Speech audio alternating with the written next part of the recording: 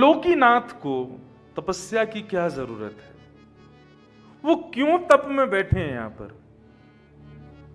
वो अपनी भ्रुकुटी टेढ़ी कर देते हैं तो प्रलय हो जाता है, वे मुस्कुरा जाते हैं तो व्यक्ति का जीवन बन जाता है। ये सारी सृष्टि जिनके केवल और केवल इशारे मात्र पर चलती है, उस त्रिलोकीनाथ को तपस्या की क्या आवश्यकता है? वो यहां तप कर रहे हैं क्यों? किसकी प्राप्ति के लिए? किस सिद्धि के लिए? किस किस किस उपलब्धि के लिए? क्या यह प्रश्न नहीं उठता कि आदि ब्रह्म नारायण, जिनको किसी की आवश्यकता नहीं है, वो यहां तप कर रहे हैं? क्यों जरूरत पड़ी उनको? मैं अपनी कथाओं में कभी कभी बताता हूं, सुना हो तो अच्छा, नहीं सुना हो तो सुनो। कर्म की पत्नी का नाम है तपस्या, और कर्म और तपस्या इन दोनों के पुत्र का नाम है फल, जो हमें प्राप्त होता है। हम सब लोगों के पास में दो वस्तु हैं, कर्म है और फल है, तपस्या नहीं है। कई लोग तो बद्रीनाथ इसलिए नहीं आते क्योंकि यहां पर कोई भी 5 स्टार प्रॉपर्टी नहीं है। क्यों नहीं आते? बोले अरे वहां पर रुकने की 5 स्टार व्यवस्था नहीं है, इसलिए हम नहीं जा सकते। तो आपके लिए बद्रीनाथ है भी नहीं। 5 स्टार रहना है तो अपनी दुनिया में ही रहो। मैंने कल भी, हम आ रहे थे, हमारे बंबई के मधुसूदन जी, हमारे दिल्ली के डॉक्टर यशवर्धन जी, ये दोनों मुझको बेचारे उठा के लाए वृंदावन से। नहीं, वृंदावन से नहीं, कहां से आए? ऋषिकेश से। बहुत लंबी चौड़ी भागदौड़ करके आए हैं हम। तो रास्ते में थोड़ा बहुत चर्चा इस स्थान की हो रही थी, तब मैंने इनको एक भाव बताया। मैंने कहा देखो, जैसे आप विष्णु प्रयाग पार करोगे ना, जोशी मठ से नीचे विष्णु प्रयाग आता है, विष्णु प्रयाग के बाद जैसी चढ़ाई शुरू होती है, आप देखना अलग होती है। वातावरण बदल जाता है, स्थान बदल जाता है, सौंदर्य बदल जाता है, एक अलग सा सन्नाटा चारों तरफ। क्यों? क्योंकि ये पृथ्वी का भाग है नहीं, ये वैकुंठ है। ये वैकुंठ का एक प्रकार से कह लो प्रथम द्वार है, यहां से प्रारंभ होते हैं। यहां के आगे जाते हैं सतोपंथ आ जाता है, आगे से स्वर्ग का मार्ग आदि वो सब आता है, और फिर ऊपर चलते चले जाते हैं। वैकुंठ का रास्ता यही है। तो ये पृथ्वी का अंग नहीं है, इसलिए हमको यहां पर प्रतिकूलताएं झेलनी पड़ती हैं श्वास लेने में। नहीं तो आप देखो, आप सबके घर के बच्चे या आप सब बड़े लोग भी वेकेशंस मनाने के लिए मनाली जाते हैं, लेह लद्दाख जाते हैं, कश्मीर जाते हैं, सारे ये पहाड़ी इलाकों में आप लोग जाते हो। बद्रीनाथ से भी ज्यादा ऊंचाई पर पहाड़ी पर लोग जाते हैं और खूब खूब दिन रह के आते हैं, आनंद मस्ती करके आते हैं, कोई उनको दिक्कत नहीं होती। लेकिन यहां बद्रीनाथ में ज्यादा ऊंचाई नहीं है बद्रीनाथ की, यहां से ज्यादा ऊंचाई लेह लद्दाख आदि क्षेत्रों की है। वहां खूब सहजता से लोग घूमते हैं, खूब आनंद करते हैं, कोई दिक्कत नहीं। यहां आते ही इतनी व्यवस्थाएं लेके आओ, दवाइयां लेके आओ, ये लेके आओ, वो व्यवस्था, ये व्यवस्था। क्यों? क्योंकि ये मानवों का स्थान है ही नहीं। यक्षराज कुबेर की भूमि है ये कुबेर की नगरी है, वो यहां के राजा हैं। 6 महीने के लिए पांडुकेश्वर उनकी राजधानी होती है और 6 महीने स्वर्ग में राजधानी होती है। तो ये हम लोगों का स्थान है नहीं, ये देवों का स्थान है, ये आदि देवों का स्थान है, ये महादेव का स्थान है, ये देवादिदेव का स्थान है। यहां मानवों की कैसे चल सकती है?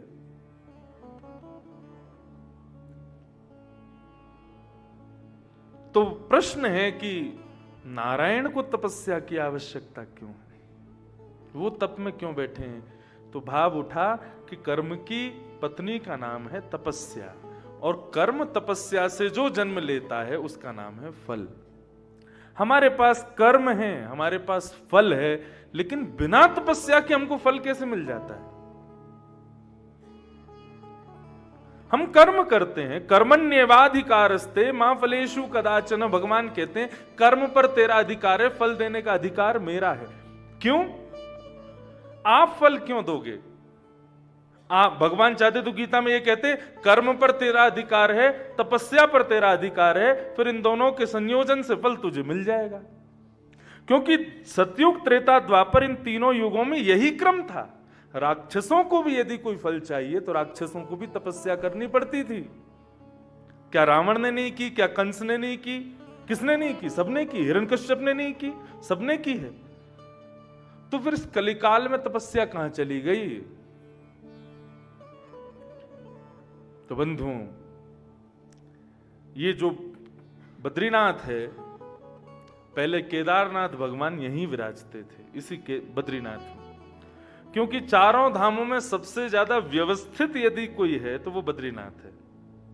यहां पर व्यवस्थाएं चार धामों से ठीक हैं, फिर भी केदारनाथ से भी अच्छी है, यमुनोत्री से भी अच्छी है। यहाँ पे गाड़ियां भी आ जाती हैं हम लोगों के अनुसार, और बाकी भी यहाँ पे ठीक है व्यवस्था, क्योंकि समतल है पूरा एरिया।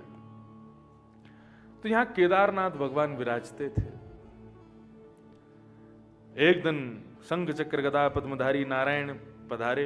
6 महीने जब हम लोग नहीं आते तब देवताओं की ये भ्रमण स्थली होती है, देवता यहां आते हैं भ्रमण करने के लिए। तो नारायण एक दिन पधारे और आकर के आदिदेव महादेव से कहने लगे, महादेव। महादेव ने जैसी दर्शन किया, प्रणाम किया, जय हो भगवान, मेरी भूमि में आप कैसे पधारे? 3 क्षेत्र है ना, विष्णुलोक, ब्रह्मलोक और शिवलोक। ये जो हिमालय खंड है ना पूरा, ये शिवलोक माना जाता है, शिव जी का स्थान है। इससे ऊपर जाते हैं तो ब्रह्मलोक, और सबसे ऊपर विष्णुलोक। तो शिवलोक है, यहां पर नारायण पधारे। तो महादेव ने प्रार्थना की, भगवान आपका आगमन मेरी नगरी में कैसे? भगवान बोले नहीं, ऐसे ही घूमने आए थे, देखने आए थे यहाँ का सौंदर्य। बोले आओ प्रभु मैं घुमाऊं। बोले नहीं, घूम तो हम सब लिए, अब एक इच्छा है। क्या? थोड़ा सा स्थान यदि आप हमको यहां पर दे दो कहीं, तो वहां बैठ करके हम थोड़ा तप करना चाहते हैं। महादेव जोर से मुस्कुराए, बोले आपको तपस्या की आवश्यकता? आप साक्षात आदिदेव हो, आपकी भ्रगुटी टेढ़ी करने से दुनिया बनती बिगड़ती है, आपको तपस्या की क्या जरूरत है? महादेव ने बात को टाल दिया, बात को समाप्त किया। बोले कि नहीं प्रभु, आपके लिए तपस्या का स्थान नहीं है यहाँ पर। और बातों में मन घुमाने लगे, तो फिर लौट करके भगवान आए, बोले नहीं, मुझे यहाँ स्थान चाहिए, मुझे तप करना है। भगवान शिव बोले देखो, आप जिद मत करो, यहां कोई स्थान नहीं है आपके लिए। और रही बात यह है कि मैं देख नहीं सकता आपको तप करते हुए, आपको कष्ट में, आपको अव्यवस्था में मैं नहीं देख पाऊंगा, इसलिए भगवान आप रहने दो।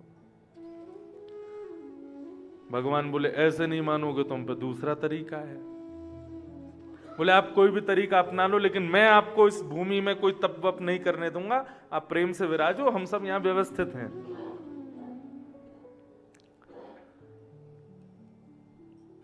महादेव अपना चले गए, ठाकुर जी भी अपने चले गए। भगवान बोले दूसरे तरीके से आएंगे। तो इसी तप्त कुंड में शिव पार्वती दोनों स्नान करने के लिए जब गए, तो नन्हा सा बालक और वहीं तप्त कुंड के कोने में बैठ करके रुदन कर रहा था। जैसे ही पार्वती जी ने देखा तो भगवान से कहा, हे महादेव देखो ना, किसी का छोटा बालक यहां रुदन कर रहा है, लगता है कोई देवता अपना बालक छोड़ गया है। शंकर जी बोले कोई देवता का बालक नहीं, मुझे तो ये कोई मायावी बालक लगता है। बोले नहीं नहीं प्रभु, आप कैसे निर्दयी हो सकते हो, इतनी ठंडी हवा चल रही है, ऐसा मौसम है, कोई बालक बेचारा रो रहा है, इसको माँ की आवश्यकता है, कोई देवता छोड़ गया, मैं ले लेती हूँ ना। शंकर जी बोले देवी पीछे हट जाओ, मुझे इस पर विश्वास नहीं हो रहा है, पता नहीं क्यों, मुझे ऐसा लग रहा है कि कोई मायावी बालक है। पार्वती जी बोली आप तो ऐसी बोलते हो। गई, जाकर के बालक को उठाया, हृदय से लगाया, लेकर के अपने स्थान पर आई, और स्थान पर उस बालक को लिटा करके, और बालक का रोना बंद नहीं हो रहा था, तो कुछ बेर वहां थे, बदरी फल, बेर को कहते हैं बदरी। वो बदरी फल गेंद जैसे दिखते हैं, तो उस बालक को दिखा करके पार्वती जी थोड़ा आनंद करने, लो खेलो। वो बालक उन बदरी फलों को देख के शांत हो गया और अपने मुख में लेकर के उससे खेलने लगा। पार्वती जी बोली, हाँ अब व्यवस्थित है, अब ठीक है, चलो हम जल्दी स्नान करके आते हैं, फिर देखेंगे इसका क्या करना है, कहां से आया, कौन क्या, वो सब देखेंगे व्यवस्था। स्नान करने के लिए महादेव और पार्वती दोनों गए। स्नान करके जैसे ही लौटे तो मुख्य द्वार मंदिर का बंद, भीतर से लॉक। जैसे ही दोनों ने धक्का दिया तो खुले ही नहीं। पार्वती जी बोली, ये क्या हुआ? महादेव कह रहे, मैं कह रहा था मायावी बालक है, उसी ने कुछ भीतर से कर दिया है। शंकर जी बोले, ये ऐसे नहीं खुलेगा, रुको इसको मैं खोलता हूं। जैसे ही तीसरा नेत्र खोला क्रोध में भर करके, और उस तेज पुंज से, नेत्र से निकले हुए तेज से जैसे ही मुख्य द्वार खुला, तो जिस स्थान पर केदारनाथ विराजते थे उस स्थान पर शंख चक्र गदा पद्मधारी श्रीमन नारायण विराज गए और तपस्या की मुद्रा में विराज गए, तपस्या करने बैठ गए ठाकुर जी। महादेव बोले, मैंने कहा था ना मायावी बालक है। मायावी बालक नहीं, माया को जो जन्म दे वो बालक था। अब गया हमारा स्थान हमारे हाथ से, अब ये बैठ गए यहां डट करके, अब नहीं उठेंगे यहां से। शिव पार्वती दोनों गए, जाके प्रणाम किया, बोले भगवान क्यों जिद है आपको तपस्या की? तब भगवान कहते हैं, बोले सतयुग में चलेगा, त्रेता में चलेगा, द्वापर में चलेगा तपस्या का जोर, लेकिन कलयुग में नहीं चलेगा। कलयुग पर लोगों पर इतना समय नहीं होगा कि वे आकर के तप करें, वे थोड़ी अव्यवस्थाएं सहन करें, थोड़ा अपने शरीर को अव्यवस्थाएं दिलावें, उनसे ये सब सहन नहीं होगा। वो अपनी आवश्यकताओं के देखते हुए आविष्कार करते रहेंगे, नई नई चीजें बना बना के अपने शरीर को सुख देते रहेंगे, तप नहीं करेंगे। तो बोले कलयुग में सृष्टि कैसे चलेगी? व्यक्ति कर्म करेगा, तप नहीं करेगा तो फल कैसे मिलेगा उसको? शंकर जी बोले, तो फिर आपने क्या विचार किया? बोले, हमने ये विचार किया कि कलिकाल में जितने भी मानव इस पृथ्वी पर, धरती पर जन्म लेंगे, उन सब के लिए हम बैठ करके यहां तपस्या करेंगे, ताकि वो केवल कर्म करे, फल प्राप्त करे, उसको तप ना करना पड़े। इसलिए मैं उसके नाम से यहां तपस्या करूंगा। आप जितने यहां आ रहे हो ना, और आ करके यहां पर बद्रीनाथ भगवान के यहां आगे, अरे बद्रीनाथ भगवान कहां आगे बैठे हो, अरे क्या व्यवस्था, क्या, अरे सब छोड़ो, जाकर के ठाकुर जी के सामने धन्यवाद कहो कि हे प्रभु, आज हम सुख से जी रहे हैं, हम प्रेम से अपने जीवन के भोगों को भोग रहे हैं, हमारे बाल बच्चे जीवन में जो चाहते हैं वो प्राप्त कर रहे हैं। हम कर्म का अहंकार करते हैं कि हमने कर्म किया, लेकिन उस कर्म को गति देने वाली तपस्या आप हमारे लिए कर रहे हो भगवान। 2 आंसू बहा देना, प्रणाम करना, धन्यवाद कहना।